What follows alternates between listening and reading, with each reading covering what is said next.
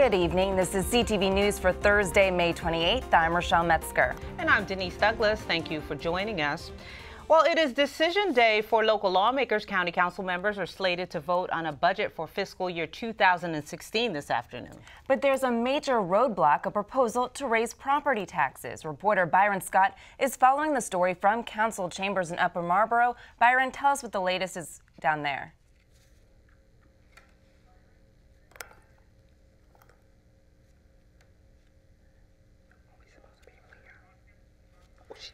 All right, having some technical problems there. We'll come back to that story. In the meantime, federal authorities bust 4 pain management clinics in our area for allegedly operating as pill mills. The U.S. Attorney for Maryland announces 3 indictments charging 16 people with conspiracy in connection with alleged prescription drug schemes.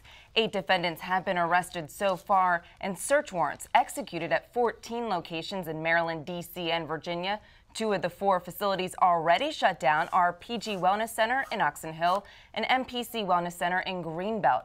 Officials say pills like oxycodone are a gateway drug to heroin and the root cause of the overdose epidemic. Is that distributors of oxycodone pills would recruit runners who would go to these pain clinics posing as patients, claiming that they had pain and that they needed prescriptions. The pill mill clinics would then write prescriptions for the runners. The runners would take those to pharmacies and get oxycodone. In some cases, they paid for the pills. In many cases, they used health insurance plans, primarily government insurance, Medicare and Medicaid. When the runners got those pills, they would then give them to the distributors, and the distributors would pay the runners either in cash or by kicking back some of the pills. The street value of these diverted oxycodone pills is many times the retail value at pharmacies. It's obviously disturbing, and we've always worked with our federal partners. And once we identify these facilities, obviously we conducted proper investigations and shut them down as appropriate. But to know that these facilities are in our community is disturbing. U.S. Attorney Rod Rosenstein says while the first round of indictments target clinic owners and distributors, there is an ongoing investigation into the doctors and pharmacists involved in these schemes. And we're going to go back to our top story now. That's right. Byron Scott is on the line. Byron, what's going on, the latest with that vote? Well, the vote came down. It was supposed to happen at 1 o'clock this afternoon, but it didn't happen until 3:30 this afternoon. A lot of I guess backroom talking there. But the vote came down today 6-3. Council has adopted a $2.95 billion budget.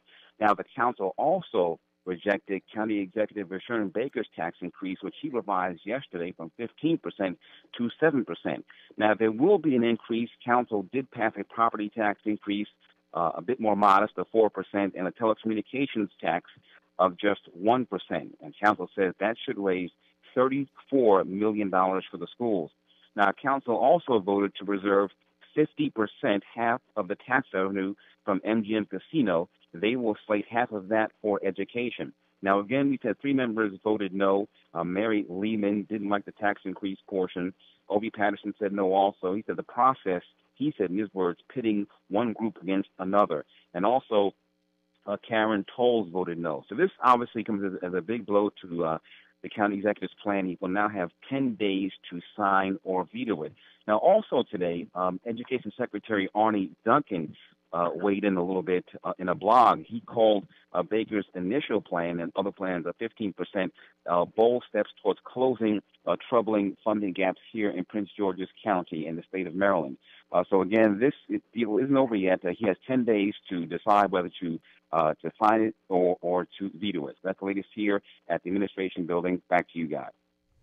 All right, we'll obviously be following this story and provide you with updates as soon as we get them. All right, big news coming out there of the county council. Definitely. Absolutely. Thank you, Byron. As Baltimore continues to heal from the recent riots, members of Congress have sent a letter to President Obama asking him to give the city a disaster declaration.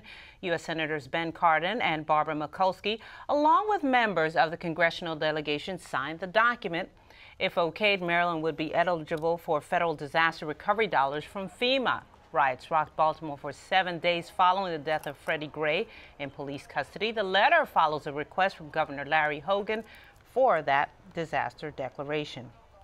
In a related story, defense attorneys for the 6 officers indicted in the Freddie Gray incident want the case tried somewhere other than Baltimore. In an 85-page document filed on Wednesday, the lawyers argued that there is a presumption of prejudice in the city. The case has drawn international attention and media coverage, and they contend that not enough time has passed to allow for a fair and impartial trial. Gray suffered a severed spinal cord and later died after being arrested by officers on April 12th. The officers have been indicted on a series of charges, including manslaughter, assault, and misconduct in office. The state's attorney's office did not respond to a request for comment on that filing. The chief of police in Edmonston is in the hot seat. Stephen Walker has been charged with 2 counts of malfeasance in office and 1 count of altering physical evidence. According to charging documents, former city council member Tracy Farish-Gant was ticketed for a registration problem in February 2014. The ticket went unpaid for more than a year, and Walker dismissed it. When a radio reporter started asking questions about the ticket, it was paid the same day. Now, Farish-Gant is Edmonston's mayor, and Walker's attorney says when all the facts are released, it will be clear that there was no misconduct. And you're watching CTV News. I'm Rochelle Metzger. And I'm Denise Douglas.